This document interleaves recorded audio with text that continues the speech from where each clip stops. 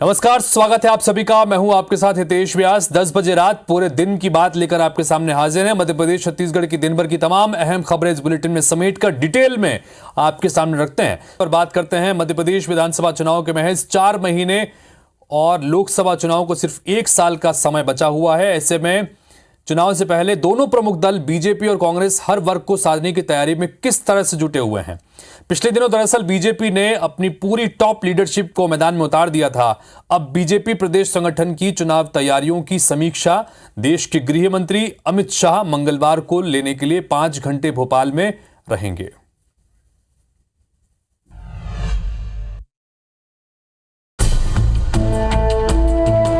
प्रदेश में होने वाले विधानसभा चुनाव और लोकसभा चुनाव के लिए बीजेपी ने अभी से कमर कस ली है। प्रदेश में अभी से चुनावी पारा चढ़ा हुआ है। प्रदेश के ग्रामीण अंचलों से लेकर शहर तक चुनावी माहौल देखा जा सकता है। ऐसे में भाजपा का केंद्रीय नेतृत्व लगातार मध्य प्रदेश के चक्कर काट रहा है। 1 जुलाई को प्रधानमंत्री नरेंद्र मोदी शहडोल आए। 27 जून को पीएम नरेंद्र मोदी भोपाल पहुंचे। 24 जून को केंद्रीय मंत्री स्मृति ईरानी पहुंची इंदौर। 9 जुलाई को स्मृति ईरानी ने भोपाल का दौरा किया। भाजपा के राष्ट्रीय अध्यक्ष जेपी नड्डा 26 जून को भोपाल और 30 जून को खरगोन के दौरे पर रहे। इसी तरह 27 जून को रेल मंत्री अश्विनी वैष्णव का भोपाल दौरा हुआ। लेकिन प्रदेश बीजेपी संगठन की तैयारियां क्या हैं? चुनाव को लेकर इसकी समीक्षा भी जरूरी है। इसलिए केंद्रीय गृह मंत्री अमित शाह मंगलवार को अल्प प्रवास पर भोपाल आ रहे हैं। विश्व के सबसे बड़े लोकतंत्र के गृह मंत्री माननीय अमित भाई शाह मध्य प्रदेश की धरा पर उसकी राजधानी भोपाल पधार रहे हैं। निश्चित ही संगठन को चालना मिलती है जब कार्यकर्ताओं का मार्गदर्शन करेंगे, कार्यकर्ताओं के साथ बैठक करेंगे, कार्यकर्ताओं के जीत का जो मंत्र देंगे। इधर अमित शाह के प्रवास पर कांग्रेस तंज कस रही है। देश का गृह मंत्री जिसके पास पूरे देश भर की विभिन्न कानून और व्यवस्था से जुड़े काम होंगे, वो बार बार एक महीने में 2 बार मध्य प्रदेश आ रहे हैं। दिखाता है कि मध्य प्रदेश में भारतीय जनता पार्टी की हालत खराब है और आने वाले चुनावों में 50 सीटें भी नहीं मिल रही है, इसीलिए बार बार आ रहे हैं। कर्नाटक की जीत के बाद से कांग्रेस खासी उत्साहित है, लेकिन कर्नाटक हार के बाद बीजेपी मध्य प्रदेश में सतर्क है। इसलिए भाजपा के सबसे बड़े चाणक्य कहे जाने वाले अमित शाह खुद चुनावी तैयारियों को परखेंगे। विवेक पटैया, IBC 24, भोपाल। तो सीधी पेशाब कांड को लेकर पल पल बदलती सियासत के बीच पेशाब कांड के पीड़ित दशमत रावत का एक और वीडियो वायरल हुआ, जिसमें दशमत पेशाब कांड वाले वीडियो में खुद के नहीं होने का दावा करता नजर आया। तो वहीं इस वीडियो के सामने आने के बाद पुलिस ने दशमत के घर की सुरक्षा भी बढ़ा दी।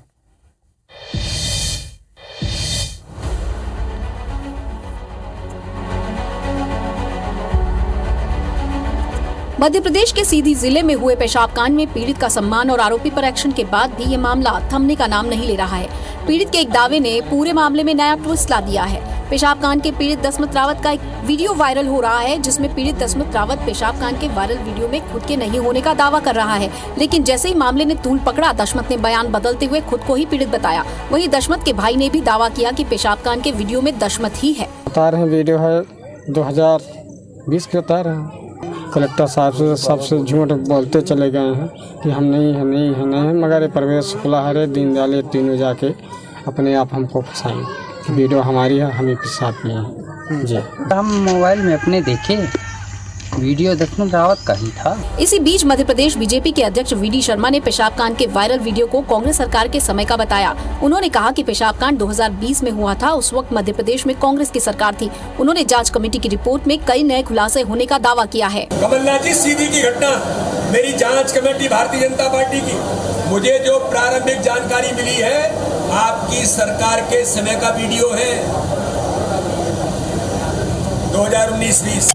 बता दें कि पेशाब कांड का वीडियो 4 जुलाई को वायरल हुआ था, जिसमें बीजेपी नेता प्रवेश शुक्ला आदिवासी दशमत रावत पर पेशाब करते हुए नजर आ रहा है। मामले में पल पल बदलते सियासी समीकरण के बीच जहां एक और शिवराज सरकार ने आरोपी के खिलाफ सख्त एक्शन लिया, प्रवेश शुक्ला की गिरफ्तारी हुई, उस पर NSA की कार्रवाई की गई, आरोपी प्रवेश के घर पर प्रशासन का बुलडोजर चला। वहीं दूसरी ओर पीड़ित दशमत का CM शिवराज ने पैर धोकर सम्मान किया, घटना के लिए माफी मांगी। सरकार की ओर से पीड़ित को 6,50,000 की सहायता राशि भी दी गई। कांग्रेस ने भी पीड़ित का गंगा गंगा जल से शुद्धिकरण किया। कमलनाथ ने ये आरोप भी लगाया कि सीएम ने जिसके पैर धोए वो असली पीड़ित नहीं है। बीजेपी और कांग्रेस ने मामले की जांच के लिए कमेटी भी बनाई है। अब देखना यह है कि वायरल वीडियो से शुरू हुई सियासत कहां जाकर खत्म होती है। फिर बात छत्तीसगढ़ की करें तो छत्तीसगढ़ में नियमितीकरण की मांग को लेकर छत्तीसगढ़ के संविदा कर्मचारियों ने प्रदर्शन किया है। यह प्रदर्शन लगातार जारी है। प्रदेश भर के जिलों से करीब 10,000 संविदा कर्मचारी नवा रायपुर के तूता धरना स्थल पर पहुंचे, जहां उन्होंने अपनी मांगों के समर्थन में आवाज बुलंद की। ज्यादातर प्रदर्शनकारियों ने काले रंग की ड्रेस पहन रखी थी, जिसके बाद प्रदर्शनकारी मंत्रालय का घेराव करने के लिए निकले, लेकिन पुलिस ने उन्हें बीच में ही रोक लिया। कर्मचारी नियमितीकरण कमेटी के सदस्य को ज्ञापन सौंपना चाहते थे। सरकार तीर हमार एक ही मांग है नियमितीकरण, जेकर बर आज हमका 5 साल रायपुर में धरना देत हो गए। हम लोगों को 2018 में माननीय मुख्यमंत्री भूपेश बघेल एवं टीएस बाबा वादा किया था कि मैं सभी संविदा कर्मचारियों को 10 दिन के अंदर नियमितीकरण करूंगा। आज 4.5 साल से भी ज्यादा समय हो गया है, संविदा कर्मचारियों को नियमितीकरण नहीं किया है। में जो घोषणा पत्र बनाए थे माननीय मुख्यमंत्री बिंदु क्रमांक 12 उसको पूरी करना होगा। सब लोग बहुत संख्या 150 से चिरमिरी में है। हमारा एक सूत्री मांग है नियमितीकरण। हम लोग तिल तिल कर मर रहे हैं। हम संविदा कर्मचारी भी तो उनके अपने हैं, हमें नियमितीकरण की सौगात दें, वो हमारी यही उनसे कामना है। जागना चाहिए। जिस प्रकार से मध्य प्रदेश सरकार जागी है उसी प्रकार छत्तीसगढ़ सरकार को जागना चाहिए। ये 45,000 संख्या नहीं, ये 95 लाख वोट है उनके लिए।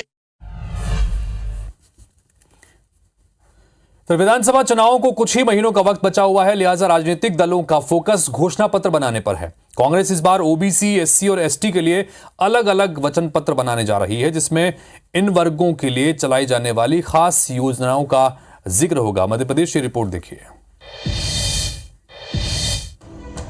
मध्य प्रदेश में इसी साल विधानसभा चुनाव होने हैं, लिहाजा कांग्रेस हर वर्गों को साधने में जुटी है। पार्टी अनुसूचित जाति, जनजाति और अन्य पिछड़ा वर्ग के लिए अलग से वचन पत्र जारी करने जा रही है। वचन पत्र की जानकारी आम जनता तक पहुंचाने की जिम्मेदारी पार्टी के संबंधित विभागों की होगी। एससी, एसटी और ओबीसी के लिए अलग वचन पत्र। एससी, एसटी की 82 सीटों पर कांग्रेस की नजर। प्रदेश में एससी के लिए 35 सीटें आरक्षित, एसटी के लिए 47 सीटें आरक्षित। हमने महिलाओं के लिए अलग वचन पत्र बनाया है। इसी तरह ये एससी, एसटी के लिए भी हमारी कुछ बड़ी योजनाएं हैं जिनको हम अलग से प्रचारित करेंगे। वहीं बीजेपी ने कांग्रेस की इस कवायद पर कटाक्ष किया। कांग्रेस की कोई भी मूवमेंट हो, कोई भी घोषणा हो, वो एक दिन की सुर्खियों के लिए होता है। तारीख और कवर तो बदलने की बात है।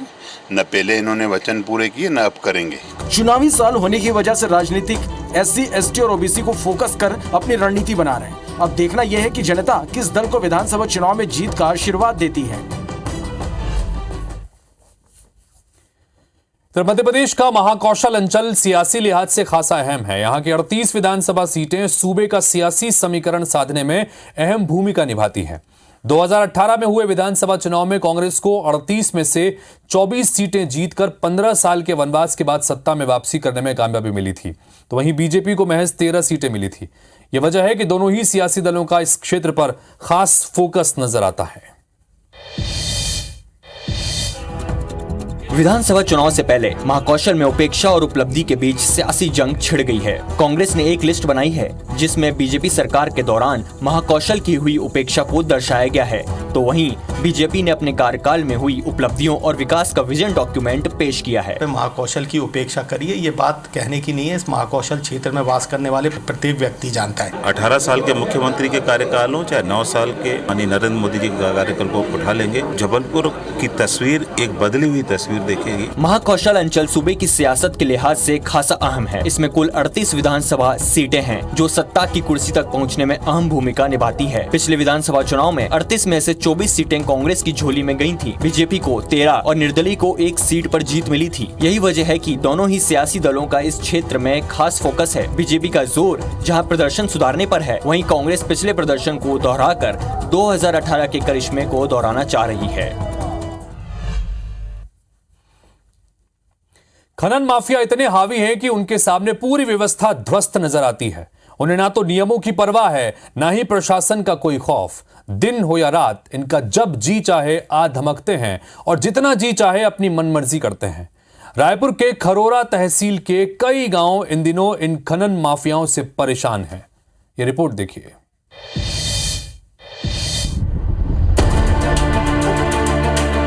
मानसून शुरू हो चुका है, नदी नाले उफान पर और बांध लबालब है, लेकिन खनन माफियाओं के हौसले भी बुलंद हैं। खरोरा तहसील के आसपास के गांव में मैदानी इलाकों से लगातार मुरुम का अवैध खनन धड़ल्ले से जारी है। दिन तो दिन रात में भी सैकड़ों की तादाद में बड़े बड़े डंपर मुरुम लेकर सड़कों पर दौड़ते देखे जा सकते हैं। ग्राम औसंदा से चंदखुरी की ओर निकलने वाली सड़क गड्ढों में बदल चुकी है। गाँव की सड़कों पर दौड़ते डंपरों ने लोगों का जीना मुश्किल कर दिया है। खेतों में बड़े बड़े गड्ढे किए जा रहे हैं, जो कि बच्चों और मवेशियों के लिए खतरा साबित हो सकते हैं। लेकिन खनन माफिया सरपंच और पंचायत बॉडी के साथ साठगांठ कर अपने मंसूबों को अंजाम देते हैं। ग्रामीणों का आरोप है कि सरपंचों की ओर से रॉयल्टी मिलने की बात कहकर अवैध मुरुम खनन पर किसी तरह की कोई कार्रवाई नहीं की जा रही है। सीधे रूप से गाँव के जनप्रतिनिधि मुरुम माफियाओं के साथ मिले हुए हैं। नागरिक मिला है, इसमें थोड़ा 4-5 पंच भी इसमें मिला है। गाँव के रॉयल्टी के नाम से इसका इतना अवैध खनन किया जा चुका है। इसका हम लोग पूरा युवा समिति कम से कम 3-4 बार इसका विरोध कर चुके हैं। ये लोग आते हैं, थोड़ा सा बंद कर देते हैं, उसके बाद फिर से नाइट में 10 बजे 11 बजे चालू कर देते हैं। कम से कम एक दिन में 70 से 80 ट्रिप लोग लेके चले जाते हैं। वहीं दूसरी ओर भारी वाहनों के ड्राइवर और क्लीनर मैदान पर ही महफिल जमाकर बैठे रहते हैं, जिससे लोगों में परेशानी बढ़ जाती है। कई बार शराब के नशे में विवाद भी होता है। पूछने पर पुराना पीट पास, पुरानी लीज पर्ची दिखाकर ये सरकार की अनुमति होने का दावा करते हैं। हालांकि खनन अधिकारी इस बात से इनकार कर रहे हैं, लेकिन कार्रवाई नहीं होना एक बड़े सवाल खड़े कर रही है। कितनी गाड़ियां दिन और रात यहाँ पे लोडिंग करते हैं आप? 5 गाड़ी। तो यहाँ तो 15 गाड़ियां थी, अभी भगी हैं सब? हाँ। अच्छा, तो ये किन के परमिशन पे चल रहा है? रॉयल्टी है। और रॉयल्टी बता रहे हैं खत्म हो चुका है, और हमको भी पता है ये रॉयल्टी खत्म हो चुका है। अभी किन के परमिशन पे चल रहा है? अभी बोल रहे थे गांव वाले। नहीं, रॉयल्टी खत्म नहीं हुआ है, मैं दिखा रहा हूँ। तो रॉयल्टी रात में उत्खनन करने का भी है क्या? हाँ, रात में भी उत्खनन कर सकते? रात का पता नहीं मेरे को। रॉयल्टी रात के करीबन 10 बजे के रात्रि के 10 बजे के बाद इनके द्वारा उत्खनन की कार्रवाई की जा रही है, जिसमें मुख्य रूप से यदु ट्रांसपोर्ट है। यदु ट्रांसपोर्ट जिसका हमारे पास वीडियो क्लिप और सारा डिटेल हमारे पास मौजूद है। तो उसके संबंध में उस संबंधित ट्रांसपोर्टर को यहाँ से नोटिस जारी किया गया है एवं माइनिंग ऑफिसर को भी इसके संबंध में ज्ञापन जारी किया गया है। इस बेतहाशा खनन की दास्तां कोई एक गांव की नहीं है, बल्कि ग्राम माठ, मुर्रा, बंगोली, मुड़पार, गनियारी, असौंदा, तिलदाडी, मोहदी समेत आसपास के इलाकों से लगातार मुरुम खनन जारी है। बड़ी चालाकी से खनन माफिया रात के अंधेरे में सैकड़ों ट्रक मुरुम बेच देते हैं और जिम्मेदार आंख मूंदे बैठे हैं। गजेंद्र वर्मा, IBC 24, खरोरा। मध्य प्रदेश विधानसभा सचिवालय में तैनात कार्यभारित कर्मचारियों को बड़ा तोहफा मिलने जा रहा है। विधानसभा अध्यक्ष गिरीश गौतम ने विधानसभा सचिवालय में काम करने वाले संविदा कर्मचारियों को नियमित करने का एक बड़ा ऐलान किया है। मध्य प्रदेश में विधानसभा के मानसून सत्र से पहले विधानसभा सचिवालय के संविदा कर्मचारियों को बड़ा तोहफा मिलने जा रहा है। विधानसभा अध्यक्ष गिरीश गौतम ने बड़ा ऐलान किया है, जिसके तहत विधानसभा सचिवालय में कार्यरत कार्यभारित कर्मचारियों को नियमित किया जाएगा। इसके साथ ही इन कर्मचारियों को शासन की नीति के अनुसार 100% वेतन दिया जाएगा। 2 घोषणाएं कर रहा हूं। सचिवालय में विगत 30 वर्षों से 110 कार्यभारित कर्मचारी नियमितीकरण की प्रतीक्षा में थे। आज मैं उनकी पुरानी मांगों को, वर्षों पुरानी मांगों को पूर्ण करता हूं और घोषणा करता हूं कि विधानसभा सचिवालय के समस्त कार्यभारित कर्मचारी नियमित किए जाते हैं। इसके साथ ही 18 संविदा कंप्यूटर ऑपरेटर्स को भी नियमित किया जाएगा। विधानसभा सचिवालय में पदस्थ 110 कार्यभारित कर्मचारी पिछले कई साल से नियमितीकरण की मांग कर रहे थे। मध्य प्रदेश विधानसभा का मानसून सत्र 11 जुलाई से शुरू होने जा रहा है। विधानसभा सत्र से पहले विधानसभा अध्यक्ष की ओर से किए गए इस ऐलान को सरकार की अहम रणनीति के तौर पर देखा जा रहा है। तो नरसिंहपुर में कोर्ट के बाहर नशे में झूमते हुए पुलिस सब इंस्पेक्टर का एक वीडियो सामने आया है। सब इंस्पेक्टर पर शराब के नशे में लोगों से गाली गलौज और बदसलूकी का आरोप है। एसपी ने मामले की जांच के साथ ही आरोपी सब इंस्पेक्टर पर कार्रवाई के निर्देश दिए हैं। देशभक्ति और जनसेवा का नारा देने वाली पुलिस ही नशे में झूमती और गाली गलौज पर उतर आए तो आम लोगों की हिफाजत फिर कौन करेगा। ये तस्वीर नरसिंहपुर कोर्ट परिसर की है, जहां पर नशे में धुत सब इंस्पेक्टर नेवती सिंह लोगों से पैसे मांग रहा है। मैं गवाही देने के लिए आया था। एक 2 स्टार सर जो लाइन से मुलजिमों को लेके आते हैं, वो शराब के नशे में उनने मेरे से बदतमीजी की और गाली बकी और मेरे से पैसे मांग रहा है और नशे की हालत में धुत है। इस मामले में एसपी अमित कुमार का कहना है कि मामले की जांच के साथ ही आरोपी पुलिसकर्मी के खिलाफ कार्रवाई के निर्देश दिए गए हैं। उसको लेकर के मेरे द्वारा जांच कराई गई, जांच एसआई की मेडिकल भी कराई गई, मेडिकल रिपोर्ट आ गए। मेरे द्वारा जांच के लिए आरआई को जो है इंस्ट्रक्ट किया गया कि प्राथमिक जांच करेंगे, प्राथमिक जांच करने के बाद जो भी रिपोर्ट आती है उसके अनुसार उसके ऊपर कार्रवाई की जाएगी। जिस पुलिस पर जनता की हिफाजत का जिम्मा है, अगर वही नशे में धुत होकर जनता के अपमान में जुट जाए तो भला उसकी सुरक्षा कौन करेगा।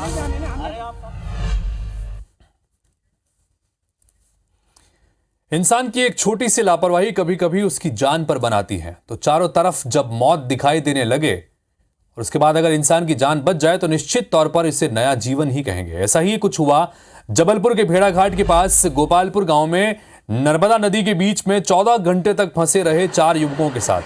चारों युवक मनीष केवट, संतोष केवट, अमित केवट और संतोष केवट कुछ इस तरह से रहे कि अब दोबारा उनके जहन में नदी के आसपास जाने का विचार भी दिल दिमाग में नहीं आएगा। नदी के बीच चट्टान में पूरी रात अपनी मौत को करीब से देखने के बाद मनीष केवट ने पूरी आप बीती सुनाई है। सुनिए। 12 बजे वहाँ पे हम लोग गए, हम लोग ने डगैन अपनी डाली, खाना खाने बैठ गए। हम लोग खाना खा के जैसे ही उठे हैं 10-15 मिनट में पीछे पलट के देखा तो पानी बहुत ज़्यादा बढ़ चुका था। हम लोग ने भागने की कोशिश की तो जहाँ तक हम लोगों से बना भागते वहाँ तक हम लोग गए हैं और बस उसके बाद इतना पानी बढ़ गया कि हम लोग वहीं के वहीं पर थम गए। फिर शाम को फिर 2 लोगों को हम लोग ने वहाँ से बहुत आवाज़ लगाई। जब उसने सुना फिर उसने कुछ किया, फ़ोन लगाया, फिर पुलिस वाले आ गए। हम लोग फिर रात भर वहीं फंसे रहे। फिर सुबह हम लोगों को बचाव दल ने बचाया। चिंता की वो कोई बात नहीं है, हम लोग आ गए हैं। पुलिस वाले हम लोगों को बहुत अच्छा कह रहे थे, यानी कि रात भर हम लोग बाहर आ गए तो हम लोग तो ऐसा लगा कि हम लोगों को अभी नए जीवन मिला है। बिल्कुल जो बचाव के लिए आवाज़ लगा रहे थे उसके द्वारा डायल 100 किया गया, जिसके बाद सभी के संज्ञान में ये आया कि 4 लड़के वहाँ पर फंस गए थे। जिसके बाद एनडीआरएफ की टीम के द्वारा स्लिदरिंग रोप और कैराबिनर्स के माध्यम से उनको जो है रेस्क्यू किया गया और चारों जो लड़के हैं इसमें शुभम केवट, मनीष केवट और उनके 2 और भाई, तो उन सभी को सफलतापूर्वक तरीके से रेस्क्यू किया जा सका। सावन का महीना चल रहा है। आज सावन का पहला सोमवार भी रहा। खरगोन से मन मोहने वाली कुछ तस्वीरें निकल के सामने आई, जहां पर नंदी शंभू दूल्हा बने तो बछिया राधे उसकी जीवन संगिनी। दोनों की इस अनोखी शादी में करीब 400 लोग शामिल हुए। देखिए। है जन्मों का सफर तो दिल भी जुड़ जाते हैं, बेजुबा हो तो क्या रिश्ते दिल से निभाते हैं। सावन के महीने में शिवालयों में हर हर महादेव गूंज रहा है और इधर भोलेनाथ के नंदी शंभू दूल्हा बने हैं और उनकी जीवन संगनी बनी है राधे। इस अनोखी शादी की तस्वीरें खरगोन के बिरला मार्ग इलाके की हैं। शहर के महाजन परिवार ने यह अनोखा आयोजन किया। बचपन से पाली गई बछिया राधे की शादी बछड़े शंभू से कराई गई है। बाकायदा रिश्तेदारों और समाज के लोगों को आमंत्रित किया गया। आयोजन में कोई कमी नहीं थी। इधर गौशाला से धूमधाम से शंभू की बारात भी निकली, गाजे बाजे भी थे। पंडित ने पूरे रीति रिवाज के साथ विवाह संपन्न कराया। करीब 400 लोग शादी के भोज में पूरी आत्मीयता से शामिल हुए। बिटिया की तरफ पाली गई राधे की विदाई की बेला भी आई। गौशाला को पशु आहार के रूप में तोहफा भी दिया गया। इनके मन में आया कि अपने को शादी करनी है गाय। कौन से भरा है हमारा? हाँ, तो फिर शादी का विचार हुआ, फिर शादी हमारी बहुत दिन से इच्छा थी कि हम कन्यादान भी कर रहे तो गाय की शादी भी करते हैं। फिर और सब विधि विधान से हमने शादी की। उद्देश्य यह है कि अपने पितरों को गौ माता का विवाह करवाने से अपने पितरों को सहार सकते हैं। इस विवाह के आयोजन के पीछे भी एक कहानी है। परिवार के दामोदर महाजन की पत्नी कैंसर से पीड़ित थी। परिवार के मुताबिक गौ सेवा और गौमूत्र से वो पूरी तरह से ठीक हो गईं, तो परिवार के मन में बछिया राधे को विदा करने की इच्छा जागी। फिर क्या था, प्रयास शुरू किए गए, दूल्हा चुना गया और सावन के पवित्र महीने में शंभू की हो गई राधे। शशिकांत शर्मा, IBC 24 खरगोन।